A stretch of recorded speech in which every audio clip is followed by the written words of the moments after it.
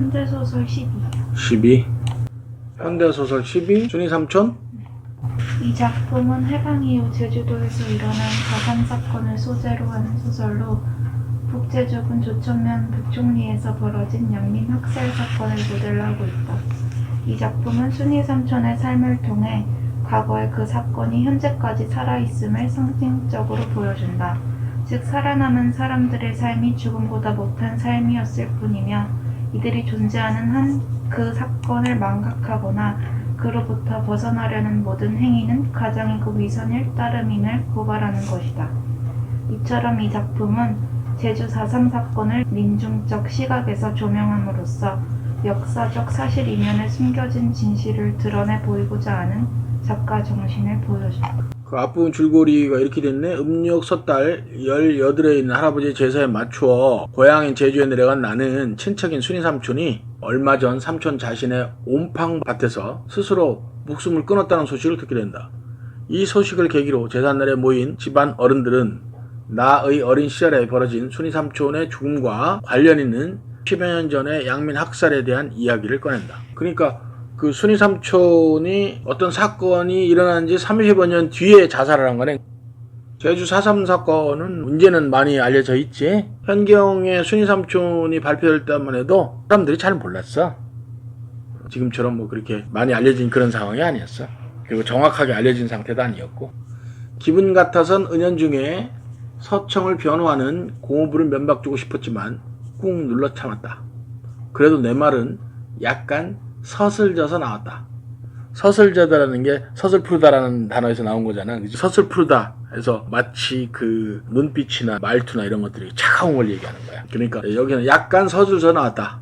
마음에 안 들어서 그치? 약간 차갑게 말이 나온 그런 거야. 순이 삼촌에서 삼촌은 제주도에서 가깝게 지내던 친척을 성별에 상관없이 부르던 명칭이고, 그러므로 순이 삼촌은 순이 여성이야. 여기 보면 서청이라는 게 나왔잖아. 서청은 뭐라 그러냐면 서청은 서북청년단의 줄임말. 이 서북청년단은 북한에서 내려온 월남한 사람들이야. 그래서 월남한 청년단체가 조직한 우익청년 운동단체야. 주로 서북청년단에는 어떤 사람들이 많았냐면 기독교인이 많았어. 그 북쪽에서는 그때 당시에 기독교를 공산당이니까 종교를 인정하지 않으니까 모든 교회의 재산이나 이런 걸 몰수했지. 그리고 그들을 반동으로 몰았지.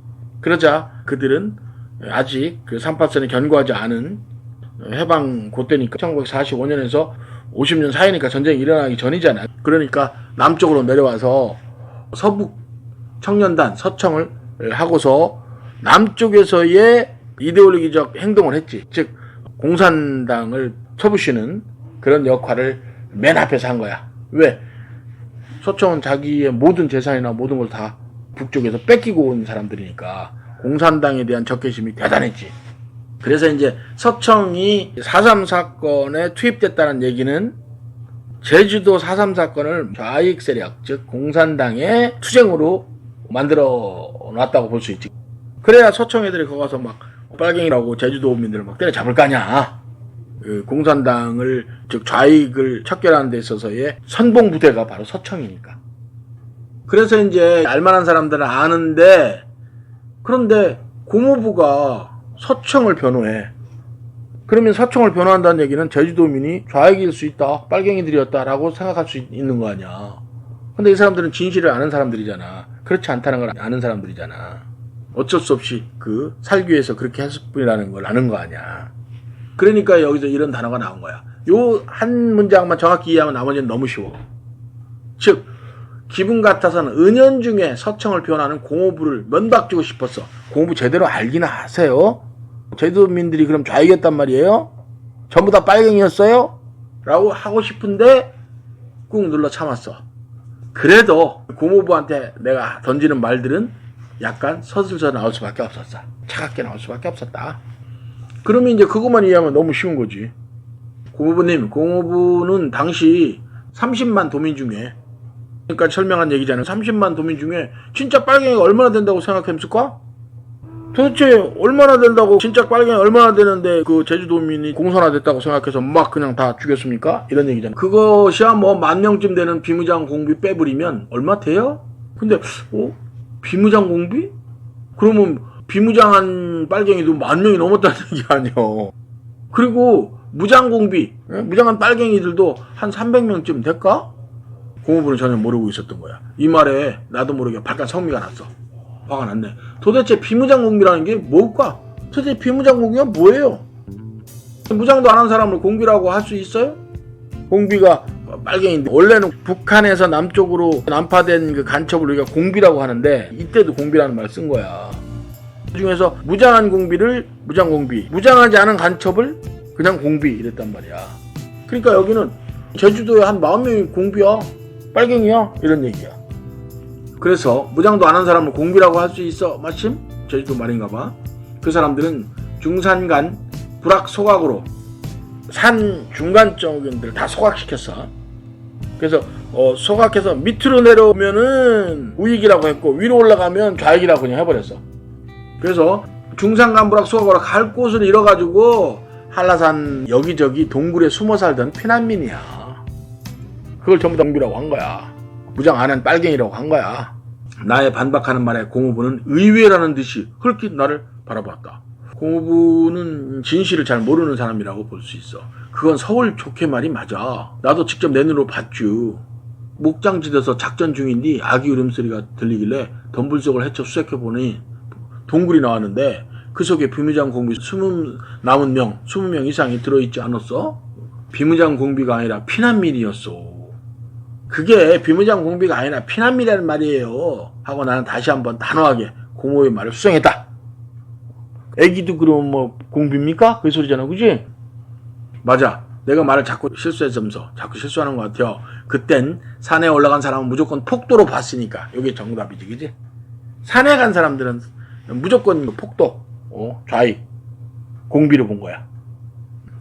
하여간에 굴 속에 있는 사람은 영 행색이 말이 안 해서 굶어가지고 피골이 상접한데, 피골이 상접한 거 알지? 못 먹어서 뼈쩍 마른 거. 한겨울에 젖은 민영옷 한 벌로 몸을 가리고 떨고 있는데 동상 걸려 발가락 모질하는 사람도 덜어 있었죠. 동상 때문에 발가락이 다 떨어져 나갔다는 거지. 소위 비무장 공비라는 것이 이 모양으로 동굴 속에서 비참한 걸로 발견되니까 나중에는 상부에서도 생각을 달리 쓰게 됐어. 그래서 오히려 구호물자를 준비한 갱생원 차려놓고, 갱생원이라는 게 A에서 B로 바뀌는 거잖아. 갱생원 차려놓고 거기서 얻어먹으면 좌익에서 우익으로 바뀌는 거야. 전향이나 마찬가지잖아. 전향을 시키는 것이 갱생원이야. 갱생원 차려놓고 선무 공장을 썼어. 전향을 시키는 그런 공작을 썼다는 거지. L5 연락기로 한라산 일대에 전단을 뿌리고서 투항을 공고하는 하루에도 수십 명 떼지역 귀순자들이 내려왔어. 왜 내려왔냐면 안 내려오면은 공비로 알고 죽일까봐 내려오는 거야, 그냥. 바로 그거예요. 선무공장은 왜 진작에 쓰지 못했냐 말이에요. 처음부터 선무공장을 했으면 인명피해가 그렇게 많이 나지 않았을 거라. 마심 이미 많이 죽였네, 그지? 죽이니까 더 산속으로 숨는 거 아니야. 폭도도 무섭고 군경도 무서워서 산으로 피난 간 양민들을 폭도로 간주했으니.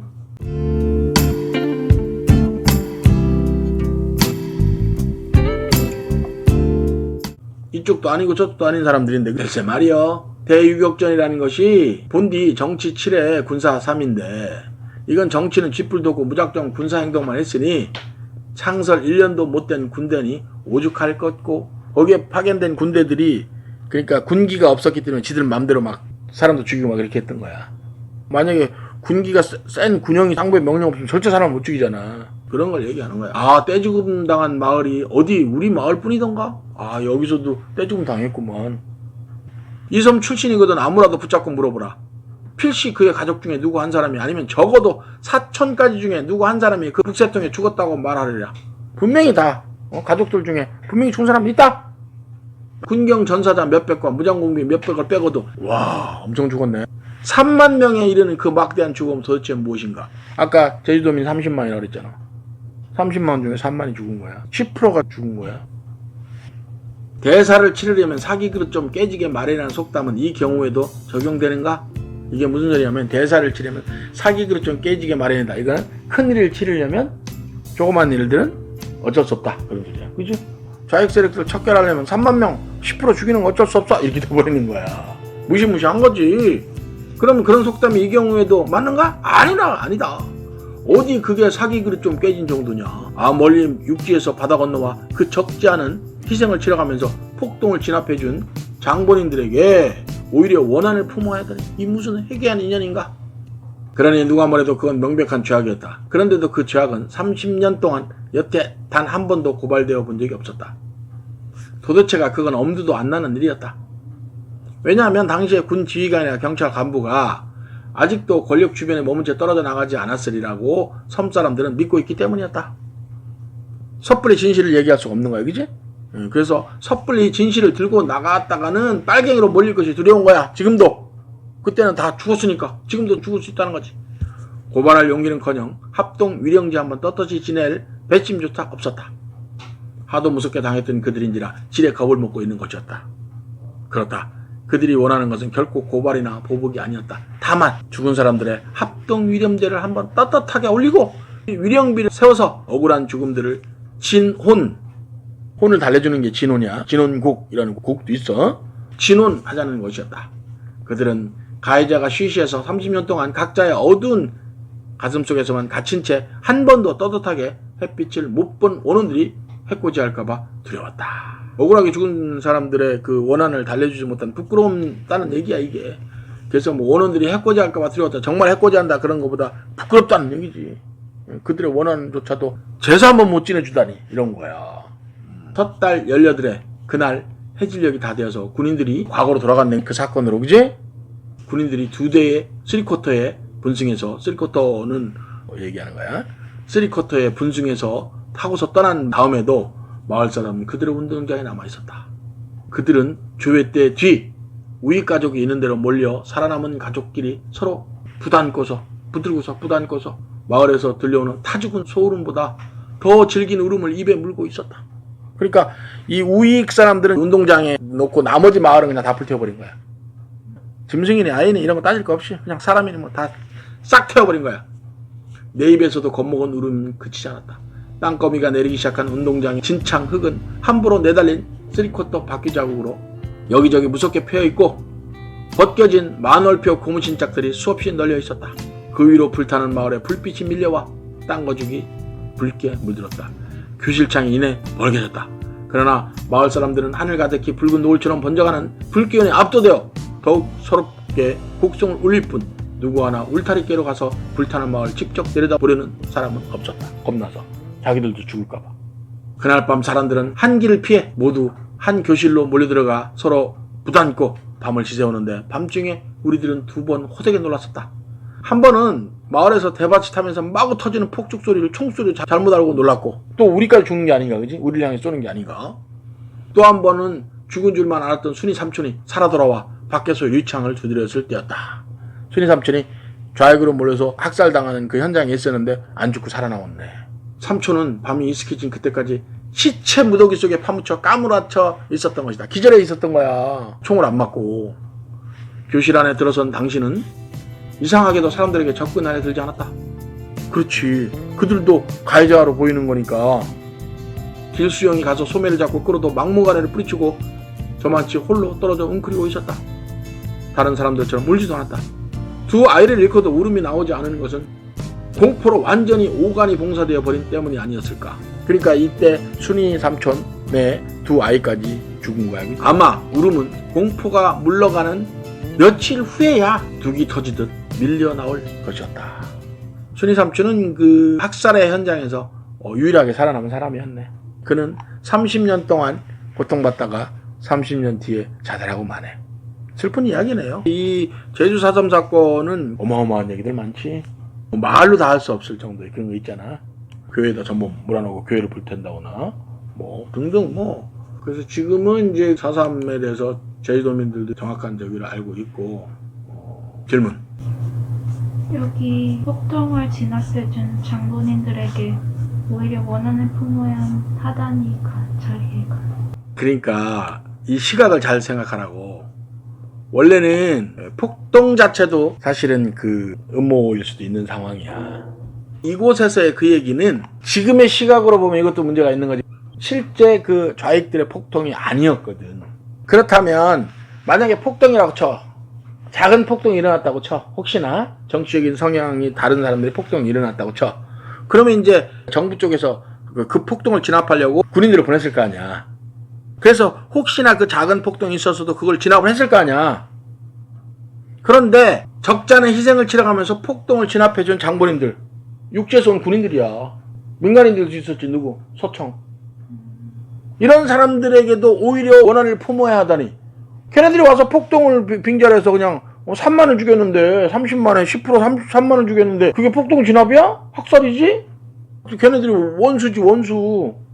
그래서 이 무슨 회귀한 인연인가. 그래가지고 뭐 역사적 사건들이 이걸로 연결된 게 굉장히 많아. 여순 반란 사건. 군인들 얘기. 제주도로 파견 보내려고 하니까 거부했잖아. 그래가지고 걔네들도 그냥 다 진압하고 진압 과정에서 엄청나게 죽고 그랬던 그것도 4.3 사태하고 연결된 여순 반란 사건. 그 순천 지역에 있었던 부대한테 제주도에 이걸 진압하기 위해서 명령을 내렸단 말이야. 근데 이 대장이 걔네들 폭도가 아닌데 해서 거부를 해버린 거야. 또 다른 정부군이야 얘도. 정부군이 그냥 가서 또 쳐버린 거 아니야. 실제로 전투도 벌이고 그랬어. 싸움도 하고. 그래서 여순 반란 사건도 사실은 제주 4.3 사건과 관계가 깊다. 오케이. 또 질문. 이제 괜찮은 약간 이게 그 역사적 사건을 소설화했기 때문에 역사적 사건이 잘 안 들어오면 몰라. 4.3 사건은 우리가 생각하는 것보다 훨씬 더 방대한 이야기와 방대한 자료들이 있어. 내가 알고 있는 것도 4.3 사태 10분의 1도 모를 거야. 그 속에 내재된 어떤 진정한 진실에 접근하는 그런 거는 한 10분의 1도 모를 거야. 그 문제에서는 뭐 별거 없었지. 문제는 뭐 그렇게 어려운 거 아니니까, 그렇지?